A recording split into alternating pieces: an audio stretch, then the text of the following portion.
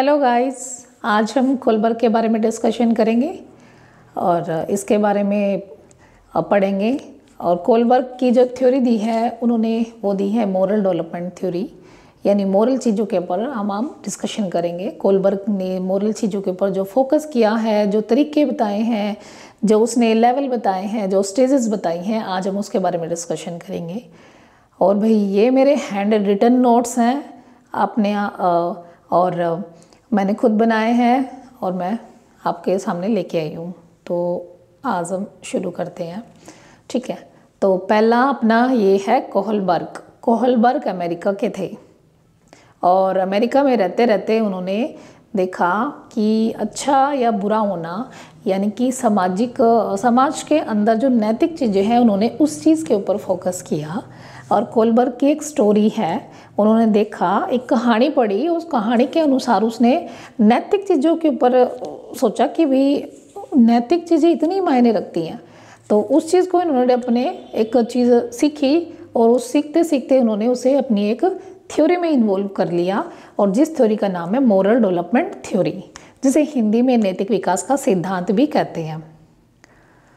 तो क्वेश्चन ये है कि मोरल डेवलपमेंट थ्योरी केवल कोलबर्ग ने दी है? बिल्कुल नहीं। मोरल डेवलपमेंट थ्योरी कोलबर्ग के साथ साथ जीन प्याजे और हैविंग हस्ट ने भी दी है। तो क्वेश्चन ये है कि मोरल डेवलपमेंट थ्योरी किसकी है? तो खाली कोलबर्ग नहीं है, जीन प्याजे भी हो सकता है उसके साथ और हैविंग हस्ट भी हो सकता है उसके साथ, ठीक है। अब मोरल डेवलपमेंट थ्योरी जो है, मतलब कि जो कोलबर्ग ने देखा कि मोरलिटी बच्चे के अंदर जन्म से पैदा होती है या बाहर बाद में आती है। भाई कोलबर्ग ने यही तो देखा कि मोरलिटी बच्चा पैदा होते ही लेके आता है या फिर बाहर से अर्जित की जाती है। तो भाई कोलबर्ग ने एक्सपेरिमेंट के थ्रू ये देखा कि जो मोरलिटी है वो जन्मजात तो होती नहीं है और बाद में अपनाई जाती है, बाद में सीखी जाती है आपसी परिवेश से, अपने मम्मी पापा और दादा दादी, यानी कि अपने आसपास के माहौल से बच्चा सीखता है। तो मोरल डेवलपमेंट थ्योरी के अंदर कोलबर्ग सिर्फ मोरल चीज़ों के ऊपर फोकस करेगा, बच्चे के मोरल के वैल्यू के ऊपर। जैसे देखो पीछे वाली जो एरिक एरिक्सन की साइको सोशल डेवलपमेंट थ्योरी थी, तो एरिक एरिक्सन ने अपनी थ्योरी में सोशल चीज़ों को ध्यान में रखा, सोशल चीज़ों को इंक्लूडिंग किया। जैसे बच्चा पैदा हुआ और बच्चा पैदा होने से लेकर एक मनुष्य की डेथ तक की जो भी सोशल चीज़ें हैं उन सबको उसने ध्यान में रखा एरिक्सन ने। वहीं कोलबर्ग ने नैतिक चीज़ों के ऊपर फोकस किया, और कोलबर्ग ने नैतिक चीज़ें देखी कि बच्चा जन्म से तो पैदा नहीं होता नैतिक चीज़ों के साथ। तो उसने नैतिकता को 3 अलग अलग लेवल के ऊपर डिवाइड कर दिया, और इन 3 लेवल को उसने अलग अलग स्टेजेस में बांट दिया, जो कि 6 हैं, ठीक है। उसने नैतिकता के ऊपर ही फोकस किया है एरिक एरिक्सन ने, यानी कि इस कोलबर्ग ने नैतिकता के ऊपर ही फोकस किया है। यानी कि कोलबर्ग की नैतिकता जो है वो 3 या 4 साल से शुरू होके एक अडल्ट एज तक, किशोरावस्था तक चलेगी। तो भाई अब आता है कि कोलबर्ग ने कितने लेवल दिए हैं? तो कोलबर्ग ने 3 लेवल दिए हैं। कोलबर्ग ने कितने स्टेजेस दी हैं? तो कोलबर्ग ने 6 स्टेजेस दी हैं, ठीक है। कोलबर्ग ने 3 लेवल और 6 स्टेजेस दी हैं। 3 लेवल के नाम देखो, एक का नाम कन्वेंशनल जो बीच की है, उससे पहले वाली प्री कन्वेंशनल और उसके बाद वाली पोस्ट कन्वेंशनल।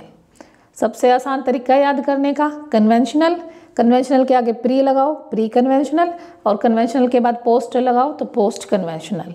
ये 3 उसने लेवल दिए हैं कि एक कन्वेंशनल लेवल होगा जो कि 3 से 9 साल तक या 4 से 10 साल तक चलेगा, और एक लेवल होगा कन्वेंशनल होगा जो 4 से 13 या 12 साल तक चलेगा, 9 से 12 साल तक चलेगा, और एक पोस्ट कन्वेंशनल होगा जो कि 13 से 18 साल तक के बच्चे, यानी कि अडल्ट एज, किशोरावस्था तक के बच्चे के साथ कि उन्होंने नैतिकता को देखा और उसी चीज़ को उसने इंक्लूडिंग किया।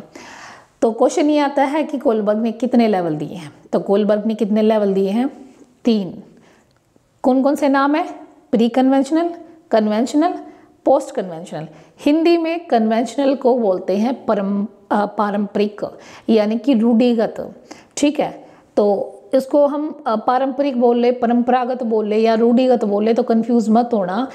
बस इस चीज़ का मतलब ही ये है कि जो चीज़ शुरू से चलती आ रही है, जो सही और गलत शुरू से चलता आ रहा है, वो हुआ परंपरागत, यानी कि जो रूढ़िगत होता है। ठीक है, जो पारंपरिक है, जो रूढ़िगत है, वो शुरू से ही होता आ रहा है, वो है प्री कन्वेंशनल।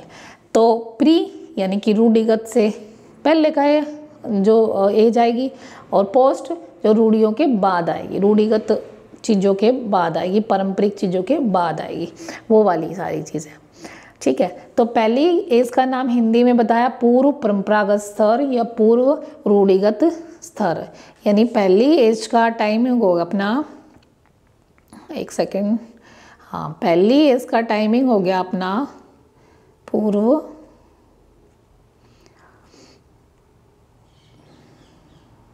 परंपरागत स्तर या पूर्व लौकिक स्तर, यानी इट इज़ पहली एज, फिर कन्वेंशनल और पोस्ट कन्वेंशनल, परंपरागत स्तर, रूढ़िगत स्तर, पश्च परंपरागत स्तर और उत्तर रूढ़िगत स्तर। यानी कि पश्च या पश्च बोल लो आप, उत्तर बोल लो, दोनों, या पोस्ट बोलो, एक ही बात है। आप कन्वेंशनल तो कन्वेंशनल होगी, या पूर्व बोलो या पूर्वाग्रह बोल लो या लौकिक स्तर बोल लो, तो वो प्री कन्वेंशनल होगी। इसकी एज लिखी हुई है ये, और ये तीनों के दिनों ध्यान रखना कि कोलबर्ग केवल मोरल चीज़ों के ऊपर फोकस करता है, सामाजिकता का इससे कोई लेना देना नहीं है, सिर्फ मोरल चीज़ों को उसने अपनी थ्योरी में इंक्लूडिंग किया, उसी चीज़ों को उसने बताया। ठीक है, अब नेक्स्ट,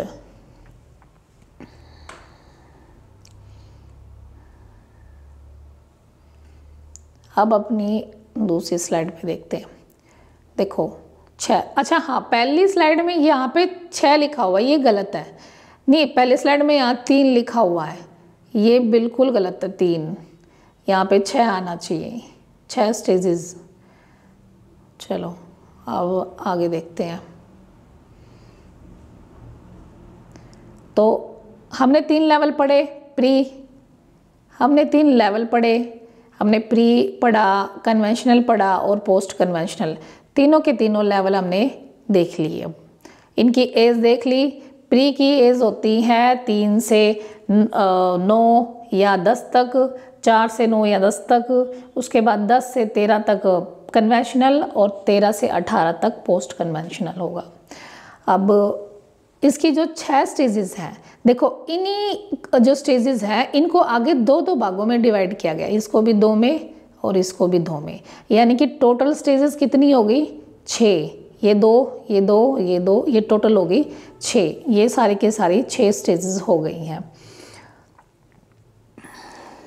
ठीक है, तो इन 6 स्टेजेस को हम 1 बाय 1 डिस्कशन करेंगे। तो क्वेश्चन सिर्फ एक ये देख लो कि कितने लेवल हैं, वो है कितने लेवल हैं भाई, वो है सिर्फ 3 लेवल और 6 स्टेजेस।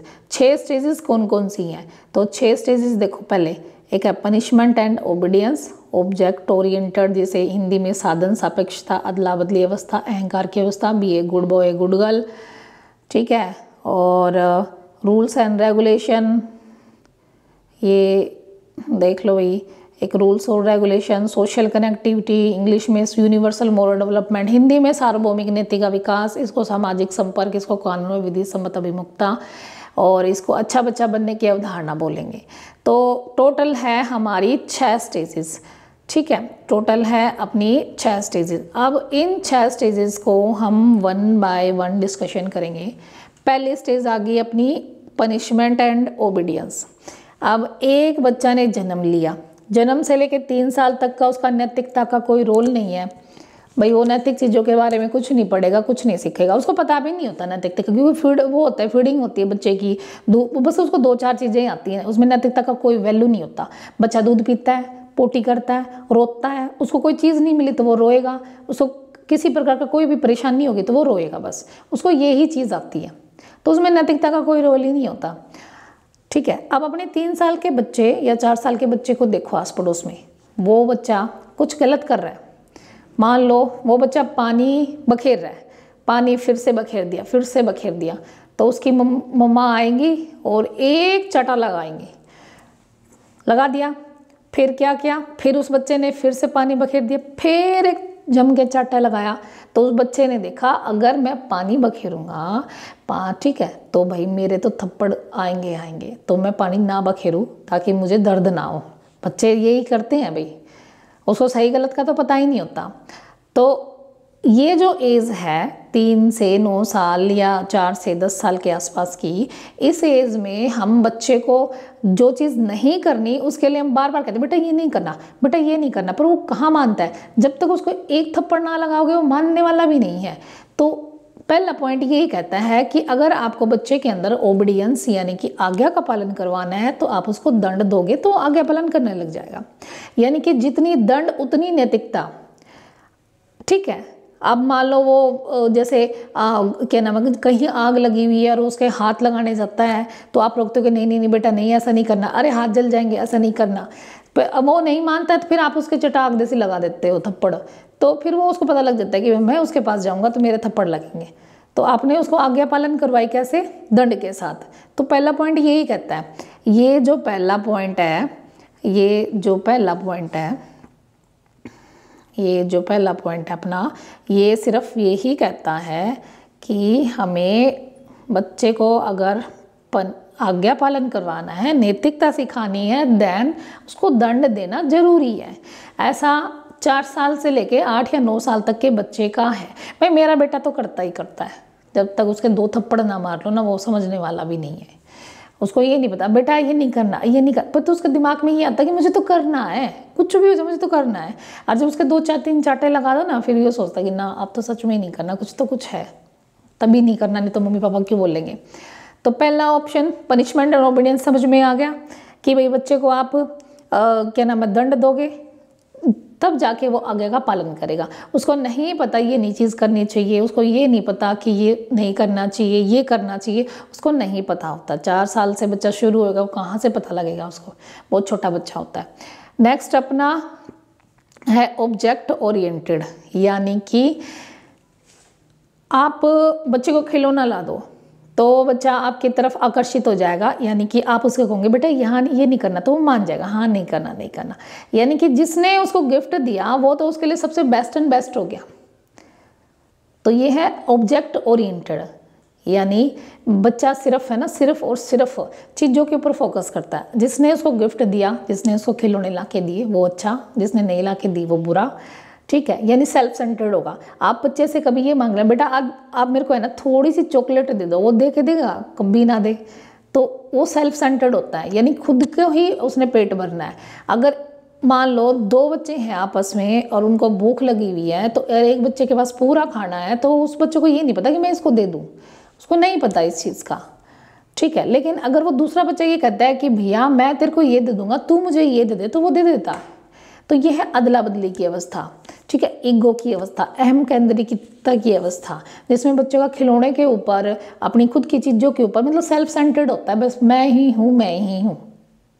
मेरी बेटी करती है, वो अभी न्यू ईयर का कार्ड बना के दे के आई थी फ्रेंड से, और कार्ड लेके भी आई थी साथ में, और एक फ्रेंड ने उसको कार्ड नहीं दिया तो कह रही मम्मी उसको मैं अगली बार दूंगी नहीं, उसने मेरे को कार्ड ही नहीं दिया। तो कहने का अर्थ है कि ऑब्जेक्ट ओरिएंटेड या इंस्ट्रूमेंटल एज इसी को बोलेंगे, यानी कि ईगो सेंट्रिज होता है इसके अंदर। बच्चा सिर्फ खुद ही होता है, बस खुद का पेट भरना, खुद की बातें करना, खुद की चीज़ें लाना, बस और कोई नहीं उसके लिए। थर्ड होती है, अब देखो ये जो 2 एज थी, ये जो 2 एज थी ये प्री की ऑप्शन थे, यानी कि प्री कन्वेंशनल के अंदर कौन से लेवल आएंगे, punishment and object oriented, right. Pre के अंदर पनिशमेंट एंड ओबीडियंस, दूसरा ऑब्जेक्ट ओरिएंटेड या इंस्ट्रूमेंटल एज ही आएगी, यानी 2 एज होगी प्री की। अब हम पढ़ेंगे कन्वेंशनल की। तो कन्वेंशनल की 2 एज कौन सी हैं, तो भाई कन्वेंशनल की 2 एज हैं, B a good boy and girl, दूसरा है रूल और रेगुलेशन। ये कन्वेंशनल की है, कन्वेंशनल की है, ठीक है। अब देखो कन्वेंशनल की इस एज में हम क्या पढ़ने वाले हैं, देखो एज का नाम देखो, चलो ये नहीं हो रहा, देखते हैं, ठीक है। पहला है be a good child and गिवर्ड, गुड गर्ल। अब बच्चा 9 साल 10 साल से ऊपर हो गया है, अब बच्चा अपने आप को अच्छा बनने की दिखाने की कोशिश करेगा, भाई मैं ही अच्छा हूँ, मेरे सब बड़ाई करो, मेरे बारे में गलत मत बोलो, मुझे कोई गलत बच्चा ना कहे। अब मतलब यही होता है उसके अंदर, अपनी अपनी बड़ाई चाहिए उसको, और किसी से कोई मतलब नहीं है।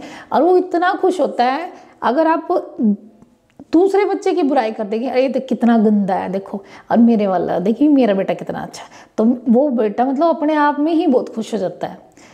ठीक है, तो ये जो एज है वो यही कह रही है, सिर्फ मतलब कोलबर्ग हमें यही सिखाने की कोशिश कर रहा है कि जो 9 साल से ऊपर का बच्चा है, ठीक है, वो सिर्फ और सिर्फ ये होता है कि मेरी बड़ाई करो और किसी की बुराई करो, मुझे कोई मतलब नहीं है, मेरी बुराई मत कर देना। आप जिसको कह देंगे अरे तो गंदा है, तो वो आपको है ना मतलब हीन तरीके से देखने लग जाएगा।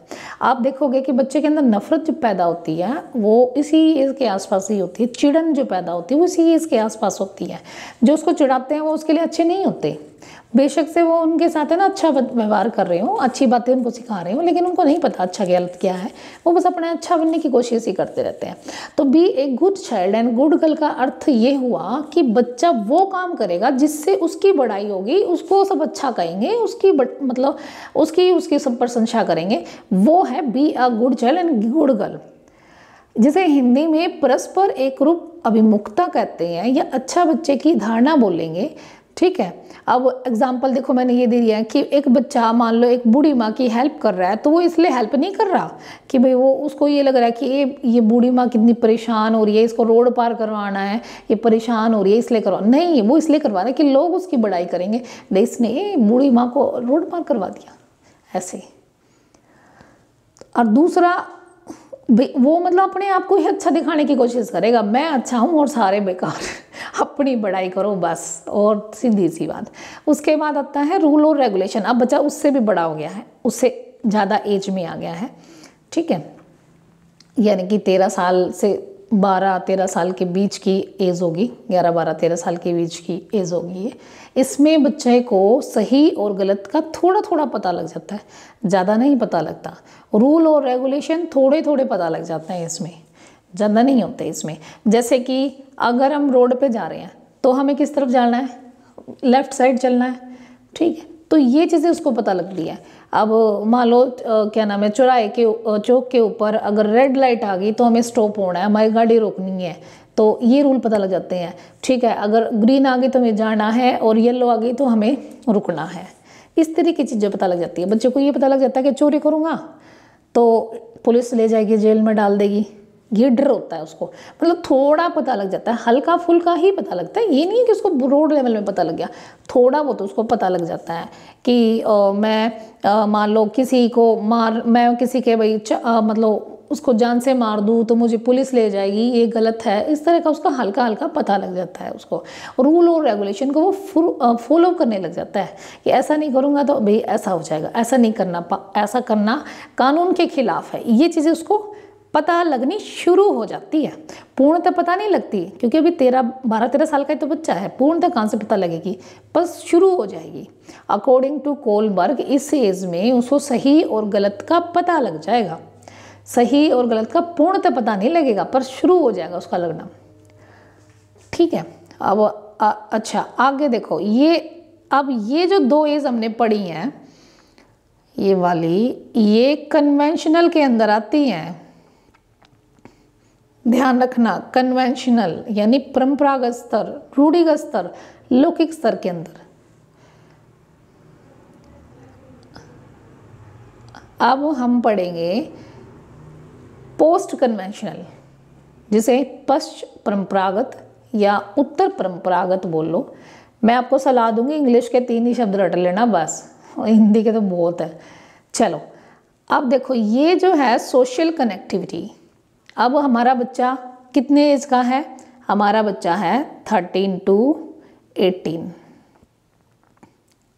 ठीक है, हमारा बच्चा है 13 to 18। अब 13 साल से ऊपर के बच्चे और 18 साल से नीचे के बच्चों की सोच हम देखेंगे, वो किस नैतिकता के ऊपर रोल करते हैं अकॉर्डिंग टू कोलबर्ग। कोलबर्ग ने अपनी किताब में अपने ऐसा ही बोला है। तो वो कहता है कि जो 13 साल से ऊपर के बच्चे हो जाते हैं वो सोशल कनेक्टिविटी यानी कि सोशल चीज़ों के ऊपर ध्यान देने लग जाएंगे, ठीक है। वो सोशल चीज़ों के ऊपर ध्यान देने लग जाएंगे, सामाजिक होने शुरू हो जाते हैं। लड़कियां भी हो जाती हैं और लड़के भी सामाजिक हो जाते हैं। सामाजिक संपर्क करना स्थापित कर देंगे, समाज में बैठना, कैसे बोलना है। अब मान लो कोई गेस्ट आता है तो 13 से प्लस बच्चे को ये पता कि गेस्ट आ गया तो अभी उसके लिए पानी लेके आना है, अभी उसके लिए हमने चाय बनानी है, ठीक है। उसके आगे में भाई मान लो कोई भी ड्राई फ्रूट्स या नमकीन बिस्किट जो भी हमें रखनी है, तो ये चीज़ें उसको पता लग जाती है। कोई अंकल आंटी जा रहे हैं तो उन्हें हमें नमस्ते बोलना है, ठीक है, गुड मॉर्निंग गुड आफ्टरनून बोलना है, किसी भी तरीके से अभिवादन करना है, ये पता लग जाएगा बच्चे को। सोशल कनेक्टिविटी हो जाएगी उस टाइम की उसकी, कि हमें कोई आ रहा है घर से तो हमें घर से बाहर नहीं उसको भेजना, अभी थोड़ी देर बैठाएंगे, बात करेंगे। या कोई मम्मी पापा के फ्रेंड्स आ रहे हैं तो उन अंकल से जाके नमस्ते करके आनी है, ठीक है। वो बोल रहे हैं तो उनको ढंग से जवाब देना है।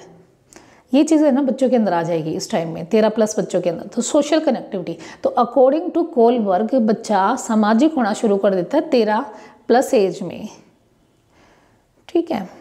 कोलबर्ग के अनुसार बच्चा 13 प्लस एज में सामाजिक होना शुरू कर देता है। उसे अधिकारों का पता लग जाएगा, अभी पूर्णतः नहीं पता लगेगा, अधिकारों का पता लग जाएगा। कानून का पता उसको पहले लग गया था कन्वेंशनल एज में, ठीक है, रूल और रेगुलेशन एज में, लेकिन पूर्णतः कानून का पता उस एज में भी नहीं लगा था। तो यहाँ पे सोशल कनेक्टिविटी होगी। सोशल कनेक्टिविटी यानी कि आप बच्चे का समाज में अनुसार व्यवहार करना, समाज के नियम को फॉलो करना, समाज के लिए जागरूक होना, मिल के रहना, ये सारी चीज़ इसमें आ जाएगी, ठीक है। समाज की चीज़ें के बारे में पता लग जाएगा बच्चों को, ये है इसके अंदर। अपने से बड़ों की सेवा करना पता लग जाएगा, छोटों से प्यार करना पता लग जाएगा। तो ये चीज़ हम सिखा देते हैं बच्चों को। तो सोशल कनेक्टिविटी इस एज में आ जाएगी, यानी कि 13 प्लस एज में सोशल कनेक्टिविटी शुरू हो जाती है बच्चों की। 13 से 18 की एज है, इसमें बच्चा सोशल होना शुरू हो जाएगा।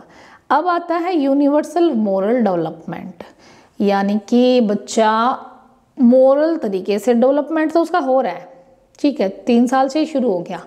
यूनिवर्सल तरीके से यानी कि उसका बहुत ज़्यादा मात्रा में विकास होना शुरू हो जाता है मोरल। अब उसको ये पता है ये गलत है ये सही है, अब उसको ये पता है ये लड़का है ये लड़की है, इसके भाई ढंग से बैठना है बोलना है, ये पता लग जाता है। अब उनको ये पता लग जाता है कि भाई अब क्या नाम हमें कैसे बैठना है, कैसे उठना है, कैसे बोलना है, ये पता लग जाता है उनको।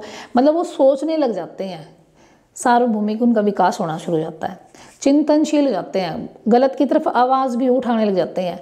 अब कॉलेज में जाओ, कॉलेज में बच्चे कम्युनिटी नहीं बनती कि भी कम्युनिटी यही तो बनती है कि अगर किसी बच्चे के अगर बच्चे को परेशानी हो रही है तो वो भाई वहाँ कॉलेज में जाके उसको बताए, उस नेता को बताए, फिर वो उसका सॉल्यूशन निकालेगा। तो ये कनेक्टिविटी इसके अंदर आ जाती है, सोशल कनेक्टिविटी, यानी कि यूनिवर्सल सोशल डेवलपमेंट इसी एज में हो जाता है 18 तक।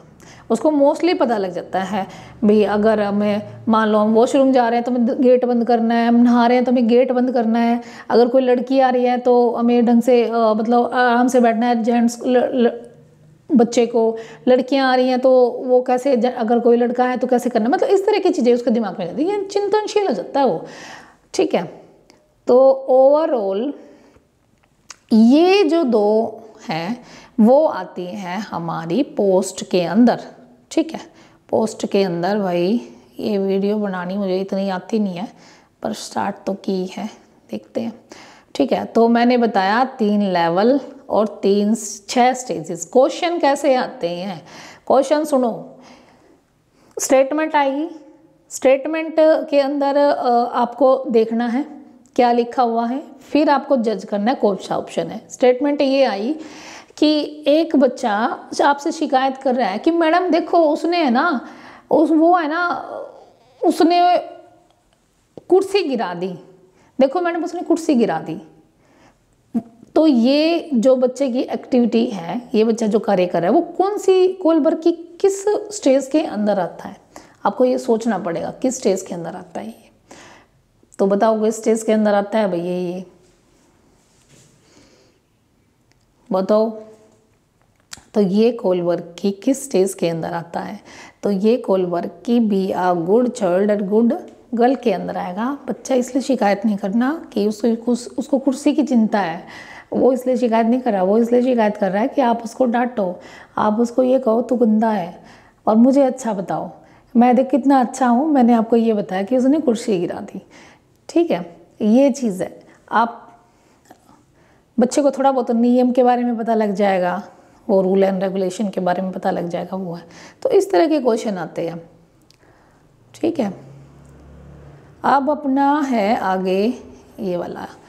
तो ये तो वही है जो मैंने अभी आपको पढ़ाया, प्री कन्वेंशनल और पोस्ट कन्वेंशनल। एक चीज़ और, जो कोलबर्ग कहता है कि बच्चे के अंदर मोरलिटी आ गई, उसके अंदर बिहेवियर आ गया।